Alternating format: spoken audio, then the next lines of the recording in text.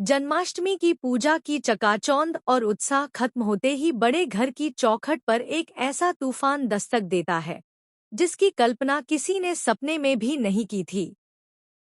मंदिर की घंटियां शांत हो चुकी थीं, फूलों की खुशबू अब भी हवा में बसी थी, लेकिन परिवार के दिलों में बेचैनी और तूफान उठ चुका था।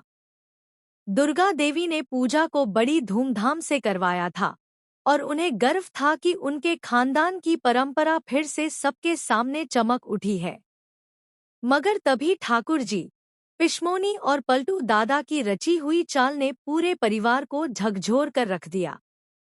अचानक गिरवी मौसी साहूकारनी पूरे आत्मविश्वास के साथ आंगन में कदम रखती हैं। उनकी आवाज गूंजती है, इस घर की छोटी बहू अहाना ने अपने खानदानी कंगन मेरे पास गिरवी रख दिए थे। मैं आज वही लेने आई हूँ। यह सुनते ही पूरे आंगन में सन्नाटा छा जाता है। सबकी निगाहें एक साथ अहाना की ओर मुड़ती हैं। दुर्गा देवी का चेहरा क्रोध और अपमान से तमतमा उठता है। उनके लिए यह सिर्फ कंगन की बात नहीं थी, यह उनके खानदान की परंपरा और इज्जत का प्रश्न था। वह गुस्से में चीख उठती हैं, आज तक इस घर में किसी ने गहने गिरवी नहीं रखे। और तुम अहाना, तुमने हमारी परंपरा तोड़ दी। तुम्हारी हिम्मत कैसे हुई इतना बड़ा कदम उठाने की? अहाना कांपते हुए सिर झुकाकर खड़ी रहती है। उसकी आंखों में आंसू हैं, होंठ कांप रहे हैं। वह धीमी आवाज में कहती है, माँ, मैंने यह सब घर और पूजा की इज्जत के लिए किया था। मैं जल्द से जल्द कंगन वापस ले आऊंगी। लेकिन दुर्गा देवी का गुस्सा थमने का नाम नहीं लेता। उनकी आवाज तलवार की तरह तेज थी, तुमने मेरे भरोसे को तोड़ा है अहाना। इतना बड़ा कदम उठाने से पहले मुझे पूछना जरूरी नहीं समझा? तुमने मुझे धोखा दिया। बाकी बहुएं, चारू, राधा और मीना सहमी हुई खड़ी थी। उनके मन में अहाना के लिए हमदर्दी थी, लेकिन दुर्गा देवी के क्रोध के सामने कोई आवाज उठाने की हिम्मत नहीं जुटा पाया। अहाना खुद सारी गलती अपने सिर ले लेती है और कहती है, माँ, बाकी भाभियों को कुछ नहीं पता था।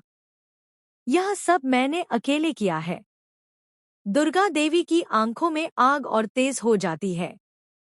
वह कठोर स्वर में फरमान सुनाती है, अब तुम इस घर में तभी कदम रखोगी जब वह कंगन वापस लेकर आओगी। यही तुम्हारी सजा है। यह सुनकर अहाना का दिल बुरी तरह टूट जाता है। वह सोच में डूब जाती है, मेरे पास तो एक पैसा भी नहीं है। मैं कंगन कैसे वापस लाऊंगी? उसकी आंखें अर्जुन की ओर उठती हैं। उनमें उम्मीद थी कि उसका जीवन साथी उसका साथ देगा। लेकिन अर्जुन पहले से ही अहाना से नाराज था। उसके शब्द आग में घी डालने जैसे थे, तुम कभी मेरी बात नहीं मानती अहाना। महान बनने के चक्कर में खुद मुसीबत मोल ले ली। अब मेरे पास तुम्हें देने के लिए पैसे नहीं हैं और मैं तुम्हारी मदद भी नहीं करूंगा। अहाना की आंखों से आंसू ढलक पड़ते हैं। वह खुद को अकेला और बेसहारा महसूस करती है। चारू, राधा और मीना उसे दिलासा देने की कोशिश करती हैं, लेकिन उनके दिल की चिंता उनकी आंखों में साफ झलक रही थी। अहाना का मन अपने मायके जाने का करता है। शायद वहां उसकी माँ उसकी मदद कर पाए। लेकिन जब वह दुर्गा देवी से मायके जाने की अनुमति मांगती है, तो जवाब और कठोर मिलता है, पहले कंगन वापस लाओ, फिर जो करना है करो। दिल टूटा हुआ और आंखों में हजारों सवाल लिए अहाना मायके पहुंचती है। लेकिन वहां भी उसकी मुश्किलें खत्म नहीं होती।